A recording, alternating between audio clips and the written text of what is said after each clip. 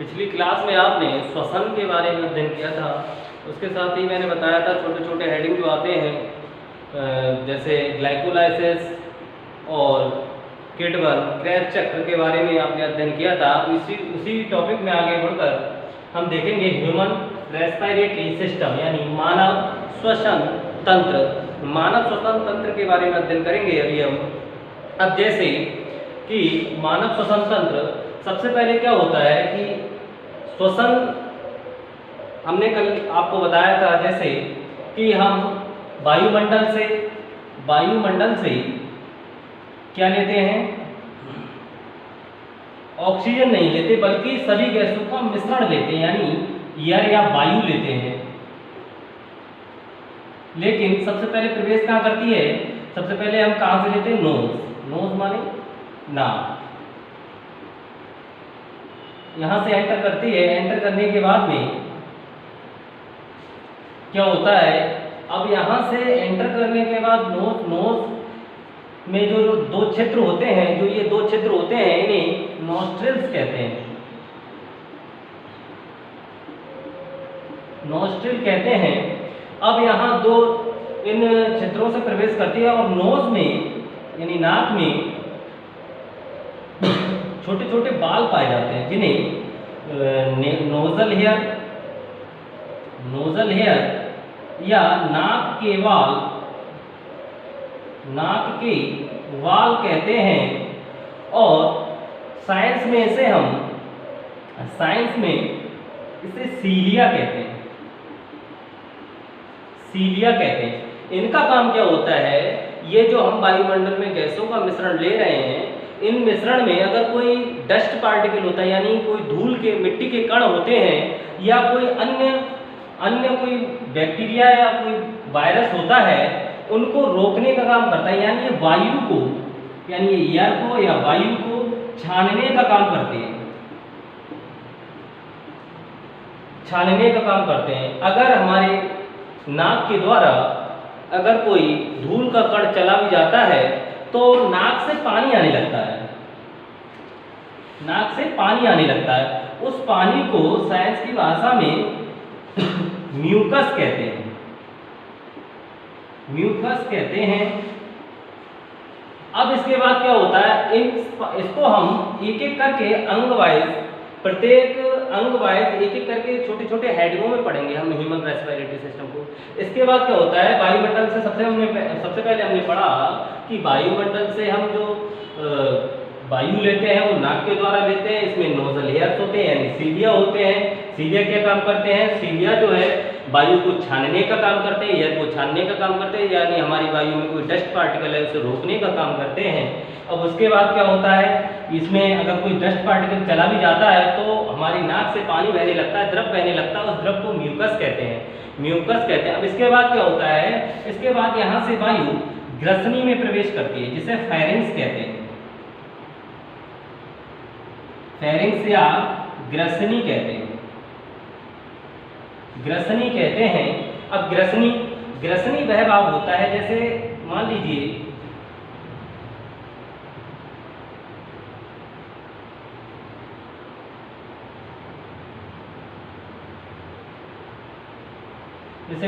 हम ये नोज है, नाक से हमने वायु ली। अब ये क्या है, माउथ, यहां से हम क्या लेते हैं, फूड लेते हैं। अब ये वाला भाग जो आहार नली यानी ईसोफेगस और विंड पाइप या हम कह सकते हैं श्वास नली और जो फूड वाली नली होती है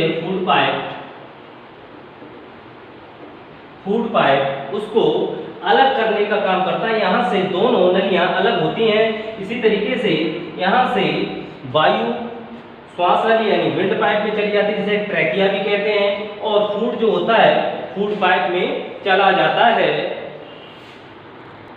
अब इसके बाद अभी आपने फेरिंक्स के बारे में देखा। अब इसके बाद एक आता है, क्रम वाइज पढ़ेंगे हम, एपिग्लोटस। एपिग्लोटस, जिसे हम हिंदी में घाटी का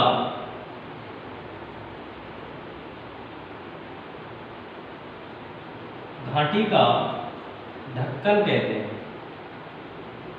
घाटी का ढक्कन कहते हैं। मान लीजिए फेरिंक्स के बाद यहां से, जैसे देखिए यहां से ये यहाँ फेरिंग्स है, फेरिंग्स के बाद यहाँ से फूड पाइप अलग हो जाता है और विंड पाइप अलग हो जाता है। ये है फूड पाइप। फूड पाइप या हम कह सकते हैं ग्रास नली, और ये है विंड पाइप। विंड पाइप या ट्रैकिया भी कहते हैं इसे, या हम कह सकते हैं श्वास नली। श्वास नली। अब क्या होता है, एपिग्लोटस जो होता है, एपिग्लोटस ये एक इन दोनों नलियों पर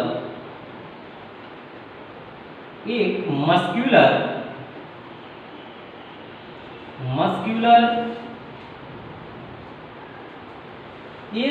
मस्क्यूलर झिल्ली होती है।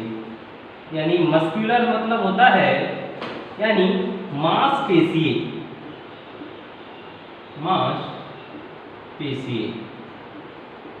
मस्क्यूलर का मतलब होता है मांसपेशीय। ये झिल्ली होती है, इसे हम एपिग्लोटस कहते हैं। एपिग्लोटस कहते हैं।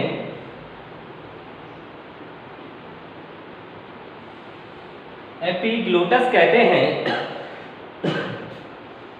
अब ये इसका काम क्या होता है एपिग्लोटस का, जब हम ये इतनी बहुत ज़्यादा पतली होती है, ये झिल्ली नुमा होती है। क्या होता है इसका काम, जब हम, वैसे तो ये दोनों पर होती है, लेकिन जब हम खाना खाते हैं, मान लीजिए फूड पाइप है, जब हम खाना खाते हैं तब ये जो झिल्ली है, ये एपिग्लोटस है, ये इस साइड झुक जाता है, जिससे हमारा खाना आसानी से फूड पाइप में पहुंच सके।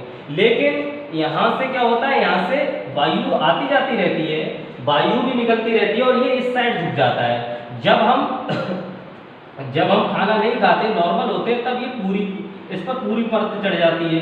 यानी तभी ये ऐसा इसलिए होता है कि हम खाना खा रहे हैं, वो हमारा फूड पार्टिकल, जो कोई खाद्य कण है, वो इस विंड पाइप यानी श्वास नली में ना जाए। श्वास नली में अगर चला गया तो हमें, आपने देखा होगा, अगर आप खाना खा रहे हैं, खाना खाते समय अगर आप तेज बोलते हैं या फिर तेजी से हंसते हैं, तो हंसने के बाद क्या होता है, आपको एकदम से बहुत तेज खांसी आती है, तो जो खाद्य कण होता है वो इस नली में चला जाता है, और हो सकता है वायु ना मिलने की वजह से हार्ट अटैक भी हो सकता है। इसलिए ये एपिग्लोटस जो है ढक्कन का कार्य करता है, इसी को एपिग्लोटस कहते हैं। यह हमारे श्वसन का बहुत ही मुख्य अंग है, जो हमारे शरीर में, जो हमारे रेस्पिरेशन में काफी हेल्प करता है।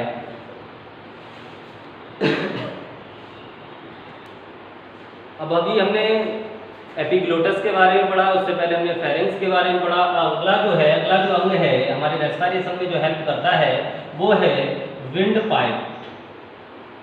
विंड पाइप या श्वास नली, या इसे ट्रैकिया भी कहते हैं। ट्रैकिया भी कहते हैं इसे, श्वास नली।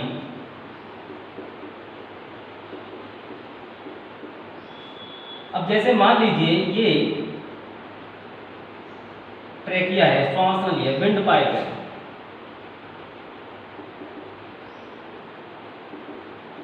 ये विंड पाइप है। अब होता क्या है, जब इसके ऊपर, इस विंड पाइप के ऊपर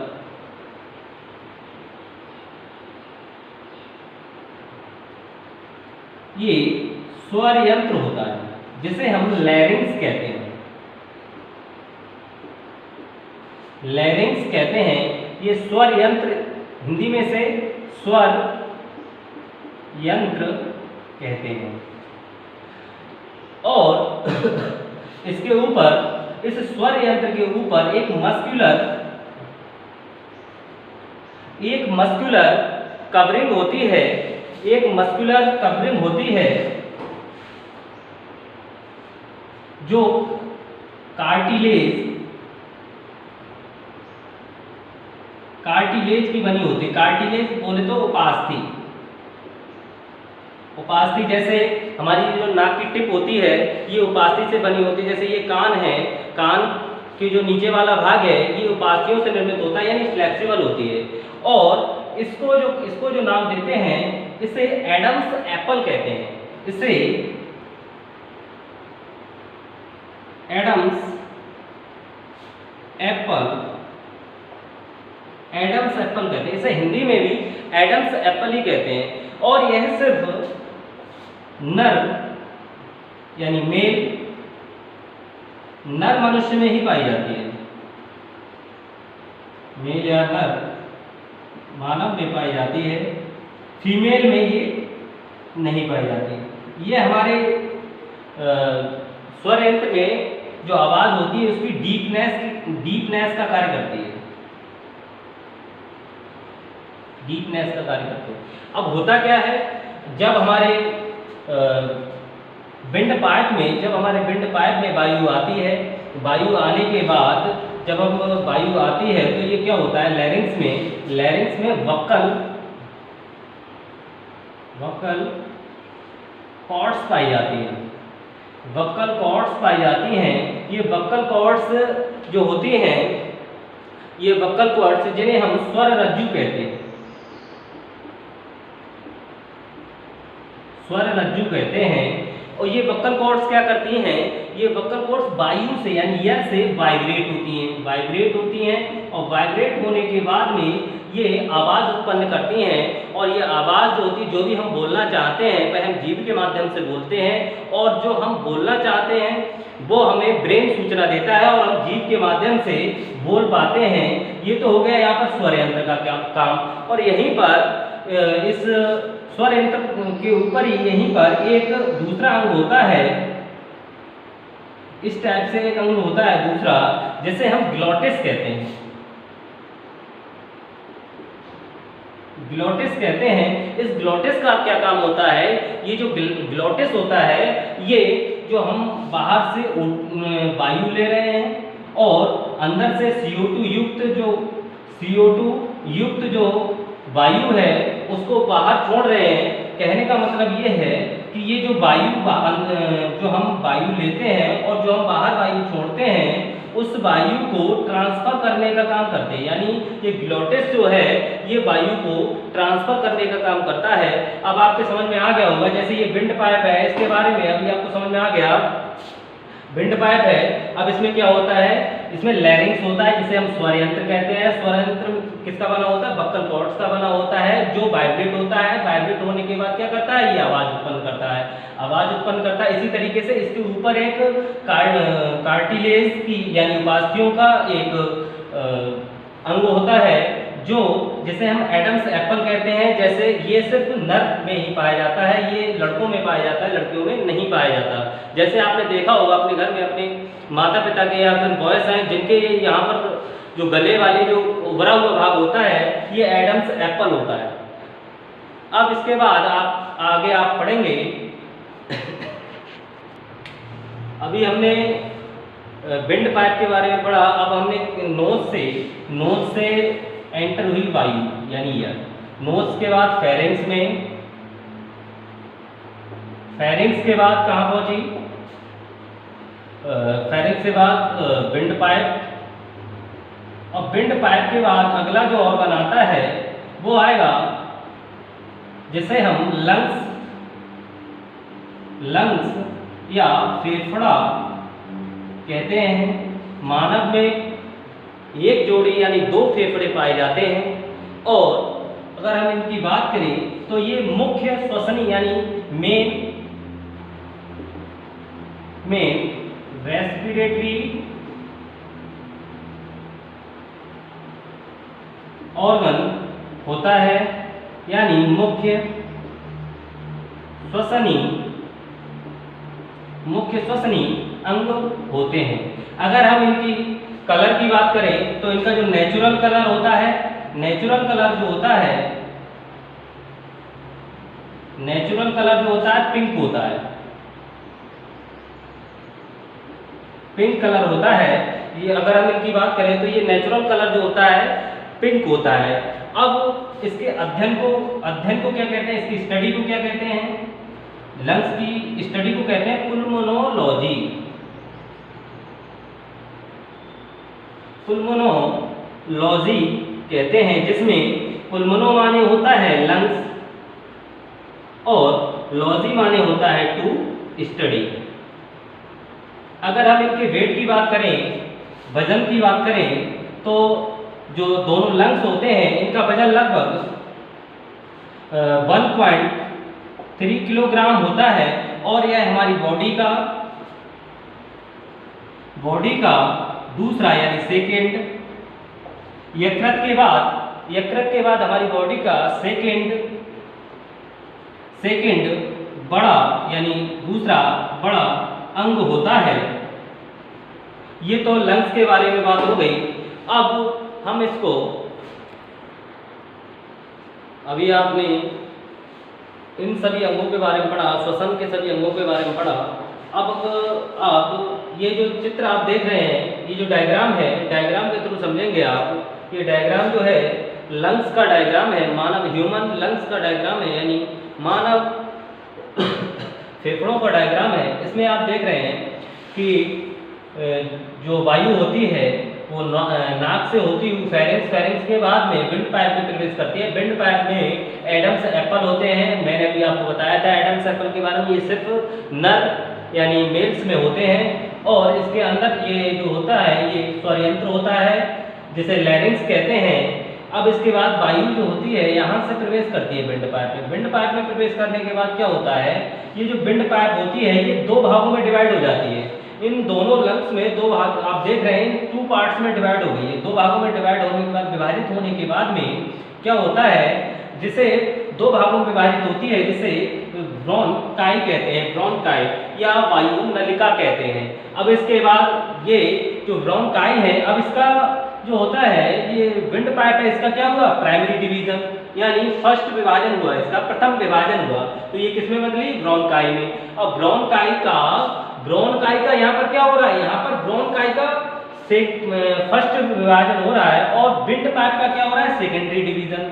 तो कहने का मतलब ये है ब्रोंकाई का प्रथम विभाजन और विंड पाइप का द्वितीय विभाजन क्या कहलाता है, ब्रोंकियोल्स, जिसे हम हिंदी में वायु कोष्ठ कहते हैं। और ये वायु कोष्ठ जो होते हैं ये विभाजित होकर क्या बनाते हैं, कूपिका यानी एल्वुलाई। और एल्वुलाई बनाने के बाद में क्या होता है, जो एल्वुलाई होती हैं ये हमारे एक फेफड़े में इनकी जो संख्या होती है वो 1 लाख होती है।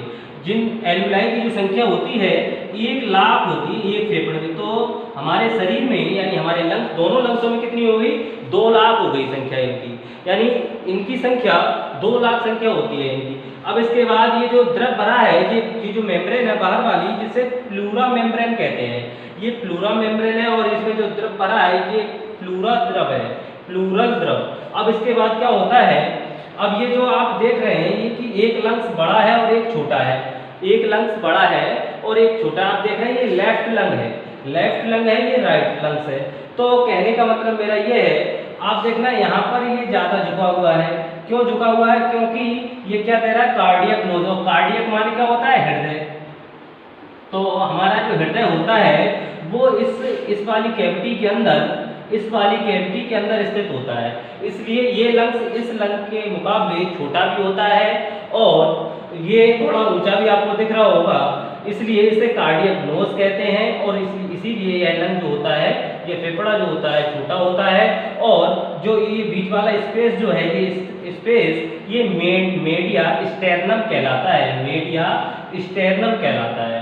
अब आपको बात समझ में आ गई होगी। अब ये नीचे जो डायाफ्राम है, डायाफ्राम क्या करता है, डायाफ्राम जो एब्डोमिनल कैविटी और थोरेसिक कैविटी इन दोनों को अलग करने का काम करता है। एब्डोमिनल कैविटी का मतलब, कहने का मतलब ये है, एब्डोमिनल कैविटी यानी एब्डोमिनल माने होता है उदर बोले तो पेट या स्टमक, ये पेट। और थोरेसिक कैविटी माने चेस्ट वाले पार्ट को, सीने वाले पार्ट को जिसमें हमारे लंग्स स्थित होते हैं, उसको अलग करने का काम करता है। और इसके साथ ही क्या करता है, ये जो डायफ्राम है ये ब्रीदिंग रेट को संतुलित करने का भी कार्य करता है।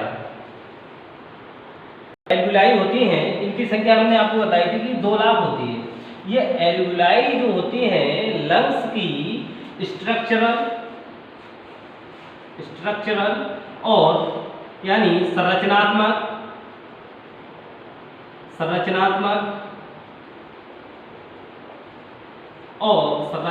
व कार्यात्मक यानी फंक्शनल इकाई होती है। लंग्स की यानी फेफड़ों की संरचनात्मक व कार्यात्मक इकाई होती है। और इनका काम क्या होता है, ये जो अभी आपको मैं अब फिलहाल होती तो 2 लाख है, लेकिन मैं आपको अभी एक एल्वुलाई यानी एक कूपिका के माध्यम से अभी आपको समझाता हूँ इसके बारे में। और इस प्रोसेस को जो कहते हैं ब्लड प्यूरिफिकेशन, या हम कह सकते हैं रक्त का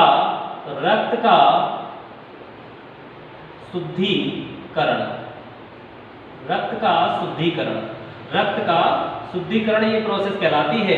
अब इसमें होता क्या है, मान लीजिए अब ये